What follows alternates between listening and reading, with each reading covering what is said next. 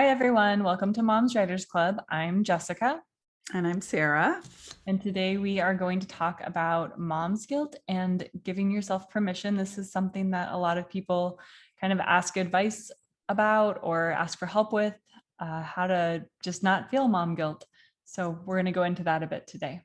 So, a lot of the discussion on the Moms Writers Club hashtag and just a lot of discussion amongst moms who are writers kind of centers around, how do I get my writing in? How do I get my writing time in? I have so much to do. I'm responsible for so many things. What can I do to buy myself an extra half hour or an hour here? And we've discussed that a couple of times. But there's something that underlies that whole question of, how do I get my words in? And that's giving yourself permission to take the time that it takes to have a creative life and that it takes to write. And working with the potential feelings around taking that time for your creative life and your writing. Let's see if this sounds familiar. So mothers are the bedrock of society. Mothers are the bedrock of children's lives. Motherhood and mothers are exalted and indispensable and sort of angelic in some way, right? We have this privileged special status. So that's all well and good. And I think there's a lot of truth in it. And I think we all can identify with that a little bit. But I think we run into a problem culturally in that this can lead to the idea that if a mother devotes herself to something other than motherhood, she's somehow betraying this role, right? That she's somehow betraying her children, society, like failing to live up to her kind of exalted mom status. And this is the paradox, if motherhood is so primary and so important, then isn't everything else just an also ran? And that's a problem for those of us who have something else in our life that is really, really important. And especially if that something else isn't a paying job or church or something else with like at least nominal cultural credibility. Yeah. And if that something else is a creative life that takes hours and hours of solitary work and may or may not ever yield a penny, and what if that something else is writing, then I think it's important to acknowledge that we've got a little paradox going here.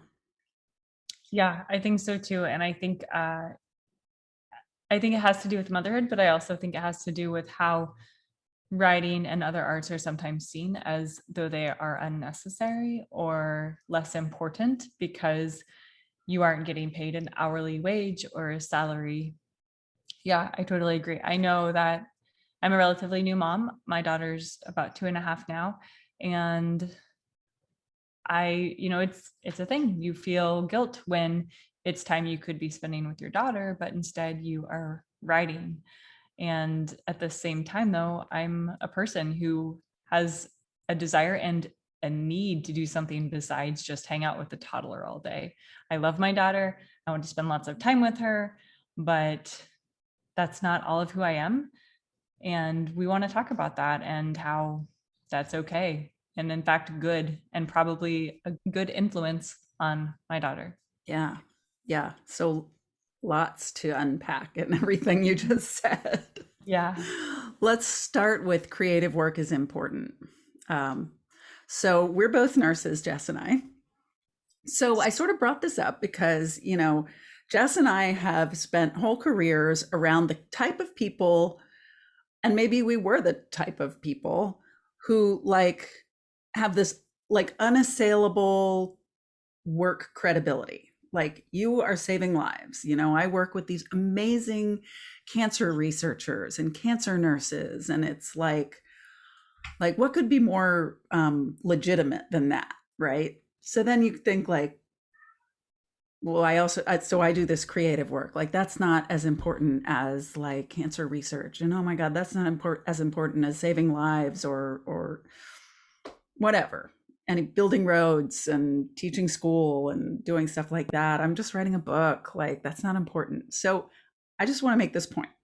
that so like the people that I work with, what do they do when they go home and they take off their scrubs and they want to put their feet up and relax? What do they look for? They read books, they watch TV, they watch movies, they listen to music, they enjoy the fruits of somebody else's creative life.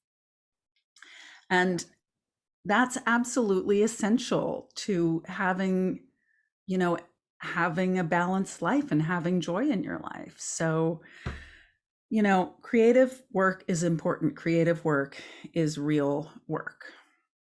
We wanted to mention the book Big Magic by Elizabeth Gilbert. She's the same author who wrote Eat, Pray, Love, but it is a very different type of book.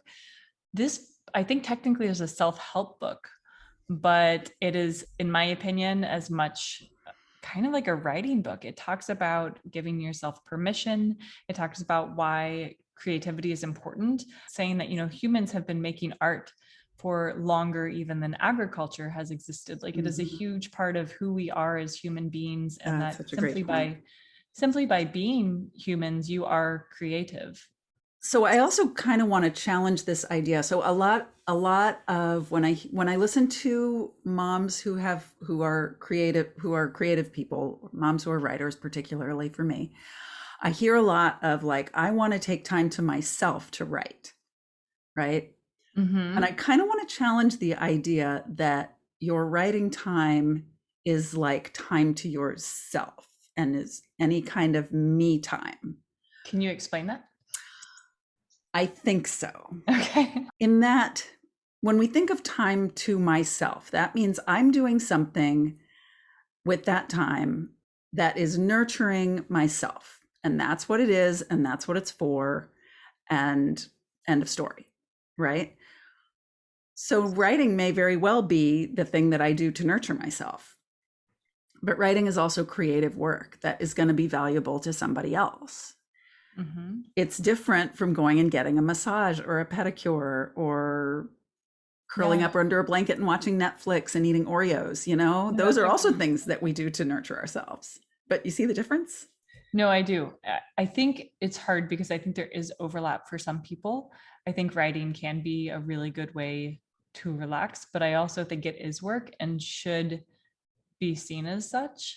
I guess what I'm arguing for is that this does not count as your me time. You should still get your me time.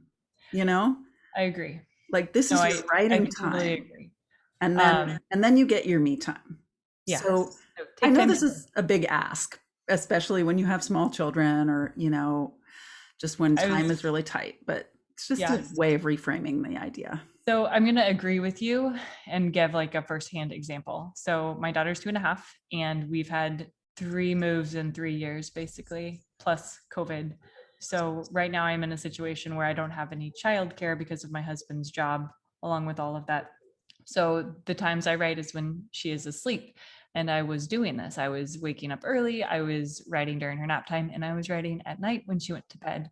And I finished my book and I realized how exhausted I was because I was never taking any time for myself outside of writing. Like, that was the only time I had to myself. I was writing, and I came to the realization that that was not something I could sustain. Right. So now I make sure that like I get that like at night after she goes to bed, that is not writing time. I might read a book if I want to, but it is my time to do something that allows my mind to go somewhere else. I think that's what you mean. Yeah, no, it is, because I mean, writing is restorative to me and it is nurturing to me and it is what I would choose to spend my free time doing most of the time. Yeah. But I also think that this idea of me time. Can we just repeat the tweet that you did and the guy's response? Oh yeah. Isn't that like the best example? Right. So I tweeted, do men have this concept of me time? And actually an old friend of mine, like an in real life friend of mine, tweeted back, a guy, and he said, I think we just call it time. But I think it's important to acknowledge that, like what you were just saying about how you were using, you were really being super efficient about your time and fitting in all this time to write, and that it took a lot out of you. Like, you chose to do it. It's what you wanted to do. You're very proud of your book. You're successful, all that stuff. But writing time is not necessarily rejuvenation time. Like Yeah. sometimes it It is, is its sometimes own it's work. not. Yeah, it's its own work and it is tiring in its own way. Yeah, So like Sarah was saying, it is hard to find time for both and you may not always be able to find time for both. But I right. like what you said about just recognizing that. A lot of moms I talk to who are writers, they are lucky if they get an hour a day to write, and Mhm. that it definitely is an either or, and Right. just recognizing that you may only get an hour or half an hour, and that is both your you time, but also your writing time if you're going to write that day. So this is all kind of a big lead up in my mind to building up a foundation on which you give yourself permission to take the time to write. Mm-hmm. So you're in the situation, Jess, where your daughter's really young and it's the kind of thing where like some horrible mayhem is going to happen if she's not supervised at any every moment. I mean, It that's just the really way is. that like 2 and 3 year olds are. So this is all leading up to creating a foundation for giving yourself permission and for um We're finding the time, making it work. yeah, so anyway, I think that sometimes you need to kind of build up in your own head that you're giving yourself permission to write before you go and you make demands on your family and on your community. Like before I go and put the do not disturb sign on my door, I need to feel like that's okay. And my kids Yeah. are teenagers, they'll be okay if there's a do not disturb sign on my door for an hour. But I need to be okay with that. So I guess that's what I'm saying we're building Yeah, up. so that's kind of finding a way to deal with mom guilt. Let's talk for a second about why it's a good thing for kids. Why Oh why yeah, is a mom who's a writer and who has this other thing that she does, who's like, leave me alone, I'm writing. Why is that good? I have like three stories I could tell you about this. Oh, So go. I'll start with like the cutest one. My daughter is at an age where she likes to mimic people. So whenever she like is reading a book or trying to like write on paper or pretending to type at a keyboard, she says, "Look, I'm being like mommy." And she's very proud of this fact. Yeah. So then my other story is when I was little, my mom, she was also a writer and she died when I was quite young. But I do have a lot of great memories with her. And one of them is I remember that she would sit at our kitchen table and she would write. And I know some of that was like poetry, and I know some of it was longhand letters to her best friend. And I just thought that it was like the coolest thing that she did that. And I would have become a writer either way. But that has always been an image that has stuck in my mind and been inspirational. So in other words, I think it's really good for our children to see us doing something creative, but also something we are passionate about. And in doing so, you are giving them permission to have that in their life now and moving forward. And I know that I want that for my daughter, even after she has children. And I'm betting that most of us, anyone out there watching this video probably wants the same thing for their children, that they feel that they can pursue more than just being a mother. And that's not minimizing motherhood. That is allowing yourself to still be a real person. And I think that it's really important that your children see that. So my kids are teenagers. They're 14 and 16. So I've sort of had a while to think about how this all goes together. And actually, before I became a nurse, I became a nurse when my kids were 1 and 3. And I had a creative career before that. I was an Irish fiddle player. Um, and my husband has been self-employed in music his entire career. So this has kind of been something that's a part of our lives and a part of their life. And I think it really enriches their life to see that your work and your passion can be the same thing. Mhm. Um, that when you are passionate about something and you are really when you have a dream, that it takes a lot of work, that you Oh yeah. don't that we're not hiding the process from them. They really see all the blood, sweat, and tears. They see me at that kitchen table on my computer and the do not disturb sign on my door. And, they saw how excited I was when I got an offer of representation. They're going to see me freaking hit the roof if my book gets published. And I they're was going going to, to say when you signed with your agent and your daughter took your photo, of you holding yeah, everything up, that was like so cool. Like what she will remember that always. yeah. And she Yeah. was so proud of you. Yeah. Yeah. So she took the pictures of me signing my agency agreement that I just love. And she saw how happy I was and everything. So then I mean, I just think that's a really great example for them of that, if you want to do something, it's going to require hard work and it's going to require some sacrifice, and but that it can come through. I mean, there's so many good things about having a creative life and having children, and really, really digging into that creative life, even if it sometimes feels like I'm not spending as much time with them as I should, or I'm really preoccupied or something like that. Yeah, what I think is so hard about it is that it's not even, I hear so many moms say, I feel bad taking time for myself, but that's after they've spent 4 or 5 hours with their child at a time. They still feel like they can't take an hour for themselves. So, as the author of Big Magic says, we are giving you permission granted. Go Yes, do it. here it is. So you have blanket permission to take time to write. How are we going to do that? So Jess wakes up really freaking early. It's so hard sometimes, but then having written for 2 hours before my daughter wakes up, before my day really gets going, is the best feeling. And like today, Yes. I don't have time to write the rest of the day, but I'm okay with it because So I spent 2 hours revising this morning. Go ahead. yeah. So do you have the feeling like during your day after you've done your work in the morning, Mhm. um, that you've kind of like, okay, I already did that. Like I don't have to be Yeah, preoccupied with like finding the time to do that because I sure. already did. So for me, it is doing one of the most important things first thing in the morning or Right. prioritizing it. But there are other ways to do it. Some people just cannot do the early morning thing. Yeah, Uh, I can't. but I mean, if you have never really tried it, give yourself 2 weeks and do it every day for 2 weeks. You would be shocked. Yeah. I thought I could not do it as well. And there was a time I could not have done it because my daughter was waking up at 5 a.m. every day. But Right. try it, as your children get older. Right. Okay. So there's writing when your kids don't need you, which Hmm. is when they're sleeping, right? Okay. So Yes. what about writing when your kids kind of do want your attention? I think that's harder. I think that you kind of have to negotiate with your children on some level, Mhm, and that might actually be negotiating with a teenager, mhm. or it might be finding an in between and also establishing some boundaries. You are allowed to create boundaries for your writing. My daughter will be 3 this summer, so she's still really young, and my husband set up an extra standing desk for me in the living room, and there are times that she is entertained by her toys for 30 minutes at a time. And I definitely, use that time to write when I can, now that I have a setup out here where, I can still kind of keep an eye on her. Right. That's such a great point. So like setting yourself up so that you can use those little pieces of time Yeah. that drop in your lap.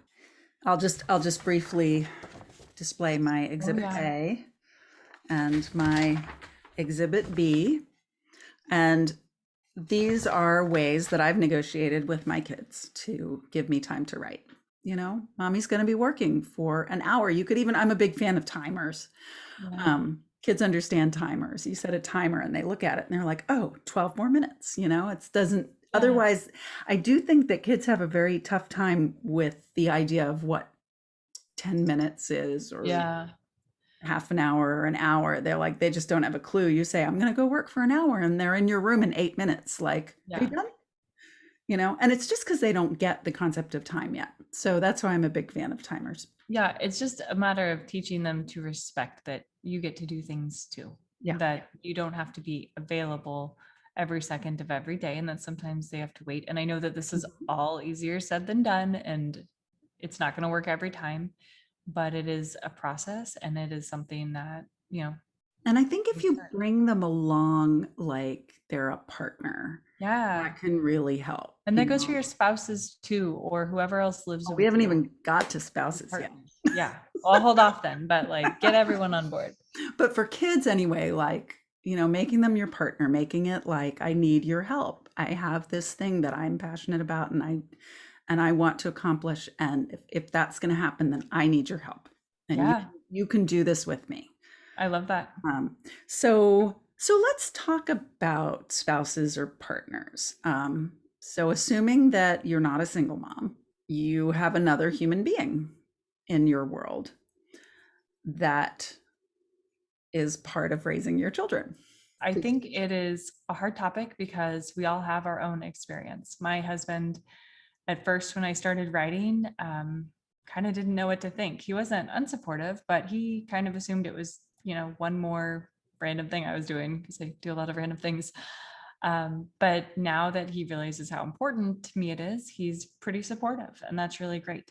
But I know that not every spouse is like that. I have heard from people that their spouses think it is dumb, that they are wasting their time. I've heard that they are not supportive or think they'll never go anywhere with it, or it's not making them money, so it's the point of it, and everything in between. Some people are just kind of neutral.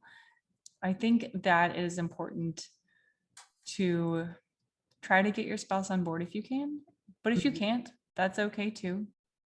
If you have a spouse or a partner who's really supportive and really gets your creative life and really gets how important it is to you, then that's awesome. And don't let that person off the hook. you know, if they get it and they support it, then go for it and ask for their help, right? Ask for them to be your partner, just like I was talking about with the kids. Yeah, I've heard of people trading off. Like, obviously family time is great with everyone together, but I've heard of women who for 2 hours they get to write, and then for 2 hours that evening their husband or partner gets to do whatever it is that they want to do, whether Right. it's riding their bike outside or going out with friends. You can It goes both ways. Yes. Hopefully you're Totally. supporting them as well. Totally. I think it's pretty common that if you don't have any boundaries around it or any expectations, that the distribution of labor falls of household and parenting labor tends to fall more heavily on women. I think there's lots of social science studies that back that up.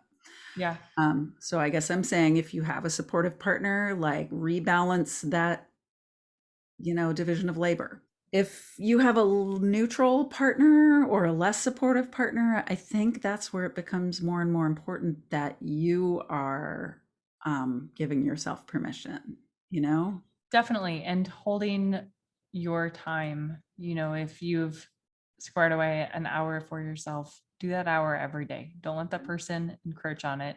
Obviously things happen and sometimes you have to move things around, but keep your time. Really keep reinforcing that this is important. This is important work for you. It's something you care about. It's something that's valuable in the world. And it's something that you deserve time to do. So we wanted to talk a little bit about if you are a single mom or a single parent. And I will flat out state, Sarah and I are not single parents, so we are going to do the best we can with this topic. My husband does deploy pretty often, and I have gone up to 6 months totally by myself with my daughter while also working, and that is really hard. And uh, finding time to write in situations like that is more difficult if you can afford it. If you are in a situation, childcare can help a lot with that, or having a babysitter come to the house. I know one woman who would swap childcare with a friend who is also a single mother. So I think twice a week they would take each other's kids so that they always had a little bit of time alone. You can write when you're at work, like on your lunch hour. I always am an advocate for getting up before your child. I know that when I was alone with my daughter, my husband was gone, it was a lot harder. Everything was harder. So, including finding time to write. It's just the more support you have, the better. And you may not always know where that support is going to come from. So, going to You keep can it. always ask people. I know that if I had a friend nearby and it wasn't COVID, and if she had something she was passionate about, I'd love to help her out a couple times a week. Not every day, but I would love to take her child for a couple hours. I bet there's times in life for, a lot of people where they're like, if I got to write twice a week, that would be awesome. Yeah. So, okay. So let's say you've done all this stuff and you've got some writing time. Yay. And you sit down with your laptop and you're all ready to go. And what do we feel? Guilt, right? Yeah. So maybe you don't. And if you don't feel guilt, that's awesome. Yay for you. Knock out those words. Knock them dead. That's great. I don't feel guilty now, but I've also really established that I am a writer and this is my writing time and nothing gets to mess with it. We have family coming to visit this week and my husband wants to like deep clean the house. He has a week off from his very busy current job posting. And I was like, that's great. I will help you, except for during my writing time, because that is my writing time. So for me, I don't feel guilty because that is like time that I've given myself just for that. Mm-hmm. I don't think that's always, you know, I know we don't always start there, but Yeah. if you can really give Oh, that's yourself where you want to permission get. and Yeah. read that book, it'll help so much. Um, and kind of block off some time for yourself. It's almost like you're scheduling it in your calendar. It's what you should be doing right now. Right. And for me, I don't feel guilt when I am doing it like that. You were doing what you should be doing. Yeah. Yeah, but I also recognize it's still hard. I saw a tweet once. Someone said that she had finally gotten some time to herself to sit down and write. In a way, this is one of the things that really made me start thinking about this topic. That she had finally gotten time to, like, it was all quiet, sitting down by herself. She had finally like negotiated some time away from small children and everything. And then she sat down and she felt guilty. And she was like, this is so stupid. I guess I want to say, like, the guilt is not really your fault. There's a lot of pressures on us and a lot of expectations around, a lot of unrealistic expectations around motherhood that Definitely. we internalize over time and that manifest themselves as guilt when we feel like we're not living up to this totally unrealistic expectation Yeah. of, It's like, how dare we take time for ourselves or anything we are passionate about outside of our children? right, like that's not what a good mother does and blah blah blah. Okay, like it's not your fault you feel guilty, and it's not stupid, and it's not ridiculous, and give yourself a break. The guilt, like, came with the culture that you grew up in, so it's okay, like, feel guilty, but just, maybe learn to tolerate it, because like you said, you Yeah. gotta do the work anyway. And I'll bet that guilt will go away. Kind of like something you have to practice at. Yes. And the more your kids and your family get used to, you're taking time to write, the less guilty you're going to feel about it. Okay, so we had a handful of questions. We actually filmed this video already and decided to redo it because it's such an important topic. So sorry for people who have waited for these answers. The first question is from Angie, and she wanted to know, how do I know when a book is ready? It's kind of a hard question. I start to get really sick of it about the time that it's kind of ready to go, like when it was ready to query or now ready to send to my agent. But I also know that some people hate editing, so maybe feel that way immediately. Not going to mention any names, you know who you are. But so for me, it's doing multiple rounds of revisions. And if you are writing your first or second or third book, you probably need multiple rounds of revisions. I have typically had 2 or 3 critique partners go through it, and I have done edits with their suggestions, anything I agree with. For my first couple books, I also had like 5 beta readers who would go through it, and then I would do another round of revisions. When I got to the point where it wasn't perfect, and I knew that, and that's okay. But I didn't know what else I could do by myself without like hiring an editor or, getting external help beyond a critique partner. That is when I knew I was ready to start querying it. But Mhm. also when I like could look at it and not see any big issues. Yeah. The fact of the matter is, as Sarah said, your book is never going to be perfect, but from what I've heard from agents, they're not looking for the perfect book. They are looking for a book that is kind of good enough, I would say, but a book they really connect with, whether it's the voice or, a great plot, something they can help you get to, as close to perfection as possible. Yeah. Yeah. For me, it definitely requires some time off, Yeah. like where I really just do not think about that book. And it's got to be at least a week. But how do you know when it's ready? I think I feel like it's ready when I feel like I'm just moving commas around, you Yeah. know? Like, Or nitpicking to the point you're maybe making it like worse because you're second guessing everything. oh yeah, yeah. Or I'll like rewrite a sentence and then I'll realize like 3 sentences later I like wrote the same sentence. You know? Somebody else tweeted this on a couple weeks ago, and I was like, that is exactly like I've done exactly that. I come up with the perfect word, and I realized that I used that word in the next paragraph. Yeah. So at that point, I'm like, I'm tinkering too much. This is Mhm. done. Okay. So our next question, and I'm sorry, I don't have written down who submitted this question, but we will still answer it.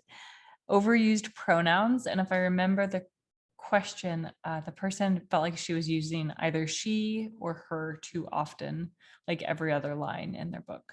Yeah, and I think she might have been particularly saying, like she was just starting every sentence with she this, Yeah. she this, and she that. I think varying your sentence structure will help a lot.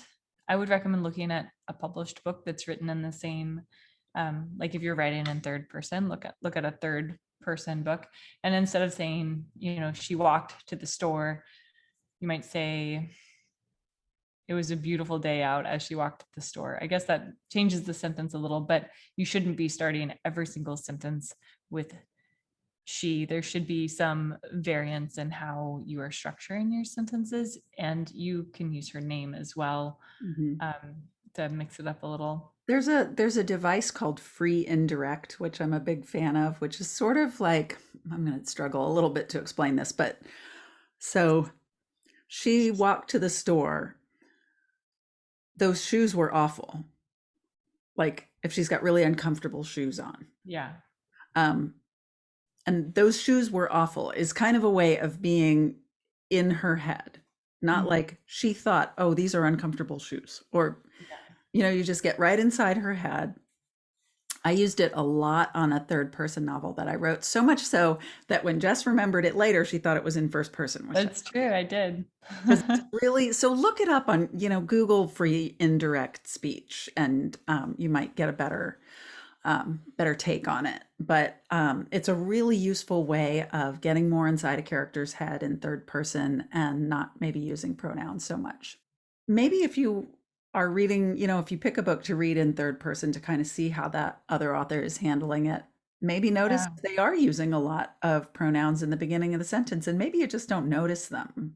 Yeah, totally. I write almost exclusively in first person, and there's a time in every book where I feel like I am saying I, I. I think there's a point where you're always like, oh my, like they're sticking out to you in a way that they might not stick out to the Yeah, reader. definitely. Okay, we have a question from Lindsay, and do you remember how she worded it? Prologues, no way or all day. Yeah, prologues get a bad rap, Yeah. and I definitely have seen them overused. So my personal preference is not prologues, but I have also seen them used in some great ways where it really added to the book. So I would say if it fits the book, if it helps the book, if it's necessary, then sure. Yeah. I mean, I've seen advice that says if you can work the stuff in the prologue into the first chapter, then you should. And I generally prefer them as short as possible. Especially if it's labeled a prologue. Like some first chapters almost work as prologues because you get a time jump Yeah. fairly early in the book. I don't know. But if you have one that's labeled a prologue, I already know that I'm not in the story yet. And Yeah. I'm only going to give you a little while to keep me in that prologue. I think that's pretty common in thrillers. They will give like a flash forward to something really like exciting later Yeah. in the book. And I don't think it's always necessary, to be honest, Mm. but Yeah. So maybe not all day, but maybe not no way. somewhere in between. So Tracy from Moms Writers Club Wednesday night chat asks, what are your tricks for motivating yourself to write when you really don't want to? Do you set goals by day or week or month or not at all? Good question. I have Um, opinions. it really depends on the stage of the process that I'm in. Oh, that's Um, true. if I'm launched into a first draft and I'm kind of rolling on a first draft, then yeah, you will usually set myself word count goals per week is usually how I do it. My day to day is not regular enough. I work these 10-hour shifts and then I have 3 days off, over the course of a week is usually how That I'll makes set it. sense. Or if I'm revising, which is my favorite part, I'm one of those people. I Then, didn't know that about you. Oh, I'd much rather revise than draft. First drafting is painful to me. That's why I'm dragging my feet so much. Um, so if I'm revising, then it might be like a page goal, or like I'm gonna get, I'm gonna revise the first quarter of this book or whatever. Yeah. But if I'm like at the point where I'm at now, this is a very apropos question for me right now because I'm slogging through the amorphous cloud of the very beginning of an idea for a first draft and What do you always say? Sculpting smoke. I love that.